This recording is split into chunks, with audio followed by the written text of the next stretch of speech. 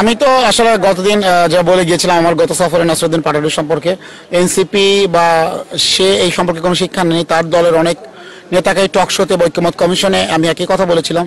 তারা যে এনসিপি 150 আসন পাবে বলছে, আসলে তো তারা জাতির কাছে, মানুষের কাছে হাস্যকর, মানে হাসির পাত্রে পরিণত হচ্ছে। এগুলো হাস্যকর মন্তব্য তারা করে। তাদের মানসিক সুস্থতা নিয়ে অলরেডি সবাই প্রশ্ন করা শুরু করেছেন। আমি বলেছিলাম যে আমার বাসার পাশে একটা মানসিক স্বাস্থ্য হাসপাতাল আছে, জাতীয় মানসিক স্বাস্থ্য ইনস্টিটিউট। পাটোয়ারি যদি ওখানে আসতো, আমি চেষ্টা করতাম যে তাকে ওখানে একটু চিকিৎসার ব্যবস্থা করানোর জন্য, বা তার পাশে থাকতাম যদি প্রয়োজন হইতো।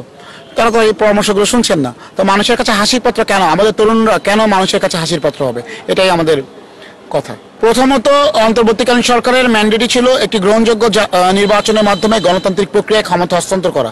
কিন্তু খোদ অন্তর্বর্তীকালীন সরকারের মধ্য থেকে নির্বাচন নিয়ে ধোঁয়াশা তৈরি করা হতো প্রথম থেকে। এখানে সরকারের ভিতরের একটা অংশ ছিল যারা নির্বাচনে আগ্রহী ছিল না। প্রথম থেকে যখন সরকারের মধ্য থেকে এ ধরনের একটা মনোভাব প্রকাশ পায় এবং তারা যখন তরুণদের একটা রাজনৈতিক দল করতে প্রত্যক্ষ বা পরোক্ষভাবে সহযোগিতা বা মদত দেয়, সহযোগিতা করে, তখনই আসলে নির্বাচনে জনমনে একটা সংশয় তৈরি হয়েছিল।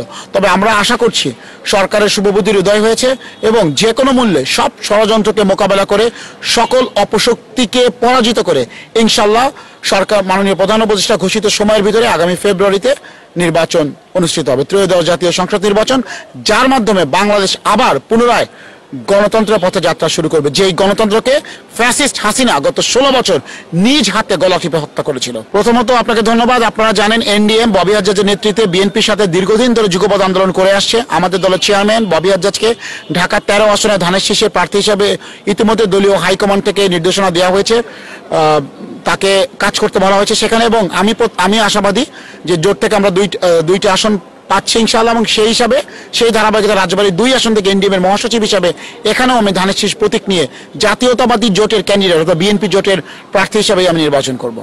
এক নম্বর হচ্ছে যে বাংলাদেশ জাতীয়বাদী দল বিএনপির পক্ষ থেকে অফিসিয়ালি বিবৃতি দিয়ে বলা হয়েছে যে বিএনপির যে মহাসচিব রয়েছেন মির্জা ফখরুল ইসলাম আলমগীর সাহেবের একটি সাক্ষাৎকারে যে সাক্ষাৎকারের যে কথা প্রকাশিত হয়েছে আমার দেশ নামক একটি পত্রিকায়, সেটা সঠিকভাবে উপস্থাপিত হয় নাই, বিবৃতিতে তারা পরিষ্কার করেছেন। 2 নম্বর কথা হচ্ছে আওয়ামী লীগ বলেন, জাতীয় পার্টি বলেন, যে কোনো রাজনৈতিক দল সংগঠন তারা যদি দলগতভাবে সংগঠন হিসেবে অপরাধ করে থাকেন, অবশ্যই বিচারিক প্রক্রিয়ার মধ্যে দিয়ে তাকে আসতে হবে এবং বিচারিক প্রক্রিয়ায় যে রায় হবে সেই রায় তাদেরকে মাথা পেতে নিতে হবে। তবে আমরা মনে করি আওয়ামী লীগ কোনো রাজনৈতিক দল না, এটা একটা সন্ত্রাসী সংগঠন। কোন সুস্থ মস্তিষ্কের মানুষ আওয়ামী লীগ নামক সংগঠনের সাথে জড়িত হতে পারে না। একমাত্র উগ্র, জঙ্গি, ফ্যাসিবাদী মনোভাব সম্পন্ন, স্বৈরাচারী মনোভাব, যারা স্বৈরাচার, যারা জনগণের মতকে দমন করে রাখতে চায় দমন পীড়নের মাধ্যমে, তারাই আওয়ামী লীগের সদস্য হতে পারে। সুতরাং এটা কোনো রাজনৈতিক দল হতে পারে না।